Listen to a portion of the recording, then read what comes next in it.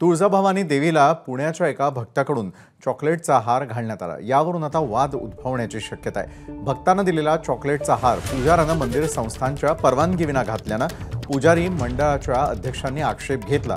दरम्यान या संदर्भात जिल्हाधिकाऱ्यांनी लक्ष देण्याची मागणी पुजारी मंडळाच्या अध्यक्षांनी केली आहे।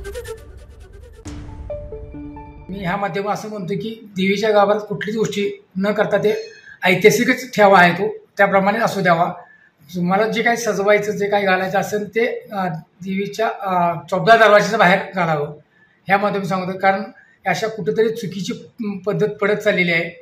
जिल्हाधिकारी साहेबांनी याच्यात तात्काळ याच्यावर काहीतरी निर्णय घ्यावा। ते काय चॉकलेट वगैरे ते काय बी टाकते ते काय वगैरे टाकायचं नाही, ते बरं वाटत नाही। त्यासला आज हे ते टाकलं, दुसऱ्या दिवशी दुसरं आणून काय बी टाकणार, ते काय बरोबर वाटत नाही। असं ते चॉकलेटचा हार घालणं हे माझ्यासाठी तर नाही घातलं पाहिजे असं मला वाटतं। मंदिर संस्थाने याबाबत थोडी काळजी घेतली पाहिजे आणि ही अशा प्रकारची घटना परत घडू नये हे त्यांनी घेतलं पाहिजे। काल जो प्रकार घडलेला आहे हा थोडासा श्रद्धेला तडा जाणारा आहे। असं कृत्य करू नये लोकांनी।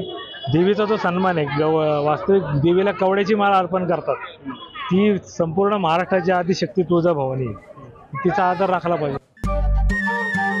नमस्कार, मनसुद्धा तुझं ही वेगळ्याच प्रकारची मालिका तुम्हा सगळ्यांना खूप आवडली होती। याचा दुसरा सीझन कधी येणार अशी विचारणा झाली। प्रतीक्षा संपली आहे मित्रांनो, येतोय मनसुद्धा तुझाचा दुसरा सीझन। होय मनसुद्धा